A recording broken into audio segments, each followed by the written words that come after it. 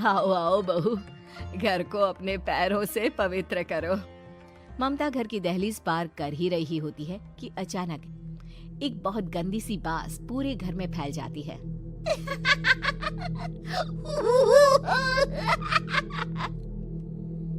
ये बदबू और ये आवाजें, ये कौन हंस रहा है माँ? अब ये पड़ोसी ना हमारे थोड़े अलग से है।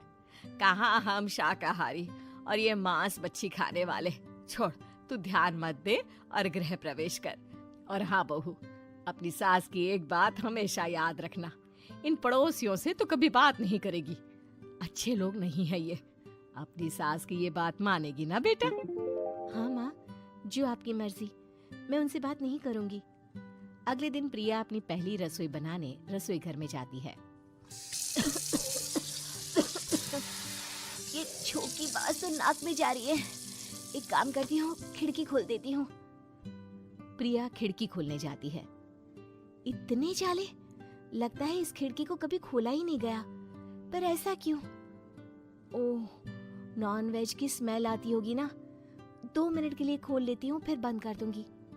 प्रिया खिड़की खोलती है। खिड़की खोलते ही उसकी नजर सामने वाले घर की खिड़की पर पड़ती है, जहाँ एक लड़की खड़ी होती है। हाथों में मेहंदी, लाल रंग की साड़ी, बिल्कुल सजी धजी, मानो प्रिया की तरह ही वो भी नई नवेली बहू हो। वो प्रिया को देखकर मुस्कुराती है। हे भगवान, माँ ने तो इनसे बात करने को मना किया था। प्रिया फौरन ही खिड़की बंद कर देती है और तवे पर चढ़े रोटी की ओर देखने लगती है, पर वहाँ रोटी न होकर मछली पड़ी होती है। ये क्या? पहली ही रसोई में इतनी बड़ी गलती। हे भगवान, अब मैं क्या करूं? प्रिया बहुत डर जाती है और फौरन रसोई की सफाई करने और फिर सभी के लिए खाना बनाने लग जाती है। जब वो सबको खाना परोसती है, सब तो ठीक है, मैं बेकार में चिंता कर रही थी। हे भगवान, ऐसे ही बस अपनी कृपा बनाए रखना। रात के वक्त जब सब सो रहे होते हैं, तब प्रिया को पायल की आवाज सुनाई देती है, जिससे उसकी आंख खुल जाती है। ये पायल की आवाज कहाँ से आ रही है? प्रिया उठकर उस आवाज के पीछे छत की सीढ़ियों तक जाती है। तभी उसे बच्चे के रोने की आवाज आती है। प्रिया छत पर जाती है तो क्या देखती है? वही लाल साड़ी वाली लड़की अपनी गोद में एक नवजात बच्चे को घुमा घुमा कर सुला रही है। तभी प्रिया की नजर उसके पेट पर पड़ती है। ओह गॉड, ये तो प्रेग्नेंट भी है। सुनिए, बच्चा सो नहीं रहा है क्या? मैं कुछ मदद करूं? नहीं नहीं, आपके घर वालों को अच्छा नहीं लगेगा, मैं संभाल लूंगी। स्नेहा की गोद से बच्चा हाथ मारकर प्रिया की गोद में आने को छटपटाने लगता है। दोनों घर अगल बगल में बने होने के कारण प्रिया उस बच्चे को गोद में ले लेती है। प्रिया के पास आते ही वो सो जाता है। बच्चे का वो स्पर्श रात भर प्रिया भूल नहीं पाती और अगली सुबह वो छत पर कपड़े सुखा रही होती है। तभी उसे एक औरत इशारा करके बुलाती है। स्नेहा कह रही थी बाबू तुम्हारी गोद में आते ही सो गया। मैं गौरी, स्नेहा की माँ हूँ। बहू, घर आना, बाबू को खिला भी लेना। शाम को जब घर पर कोई नहीं रहता, बच्चे से मिलने के लिए प्रिया छिपकर अपनी पड़ोसन के घर चली जाती है और कुछ देर बच्चे को खिलाकर वापस लौट आती है। इसके कुछ दिन बाद ही प्रिया को पता चलता है कि वो माँ बनने वाली है। ममता की खुशी का ठिकाना नहीं रहता।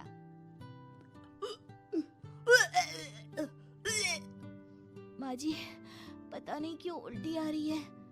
प्रिया भागती हुई वॉशरूम में जाती है तो हरे और लाल रंग की उल्टी करती है। उस उल्टी में से कीड़े निकलते हैं। ये क्या? खून और ये कीड़े! माँ! माँ! प्रिया की आवाज सुनकर ममता दौड़ कर आती है, पर बेसिन में कुछ नहीं होता।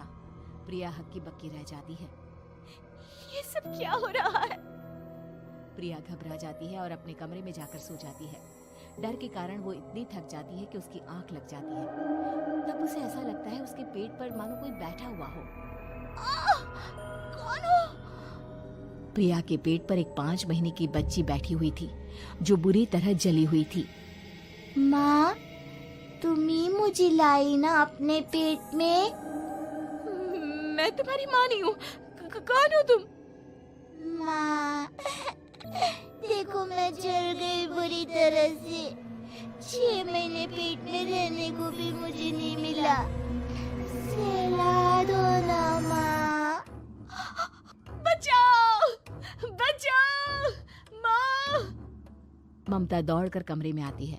प्रिया की बातें सुनकर वो सब समझ जाती है। तू कहीं बगल वाले घर में तो नहीं जाकर आई ना बहू? मुझे माफ कर दो, मैं गई थी माँ। उस घर में सब मरे हुए हैं बहू। कई साल पहले स्नेहा उस घर में बहू बनकर आई थी। कुछ ही दिन में वो एक बच्चे को जन्म देने वाली थी। पूरा घर बच्चे के आने की खुशी में खोया था कि एक दिन अचानक उस घर में आग लग गई। सब बुरी तरह जलकर मर गए। गौरी आज भी दादी बनने का इंतजार कर रही है और इसीलिए स्नेहा ने अपना अजन्मा बच्चा तुम्हारी कोख में डाल दिया। ममता ये कह रही होती है कि पीछे से उसके पैरों को एक बच्चा पकड़ लेता है। दादी, दादी। माँ, स्नेहा की गोद में यही बच्चा था। ये बच्चा कौन है फिर? तेरी मौत है। तेरी भी दादी। जिस चीज का ममता को डर था वही हो गया। ममता निवास के ऊपर मौत ने चादर बिछा दी थी। प्रिया का पेट ऐसे बढ़ जाता है मानो 9 महीने का हो। 2 हाथ उसके पेट से बाहर निकलते हैं। बहू, संतोष को फोन कर, किसी पंडित जी को बुला बहू। प्रिया का पति भागता हुआ घर आता है। ये तो होना ही था माँ। तेरा पाप तेरे सामने आ गया तो तू सह नहीं पा रही है। स्नेहा घर में आग लगी नहीं थी, माँ ने लगाई थी प्रॉपर्टी की लालच में। और वो बच्चा मेरी पहली पत्नी का बच्चा है, मेरा बेटा, जो कि उस आग की चपेट का शिकार हो गया था। मैंने तुमसे ये सब माँ के कहने पर छुपाया था। मुझे माफ कर दो प्रिया। तुम अगर चाहो तो यहाँ से जा सकती हो। मैं तुम्हें किसी भी बंधन में रखना नहीं चाहता। मेरी शादी हुई है आपसे, मैं आपको छोड़ नहीं सकती, पर उससे पहले हमें स्नेहा, उसकी माँ और बच्चे की आत्मा की शांति करवानी होगी। संतोष और ममता गौरी के घर जाते हैं।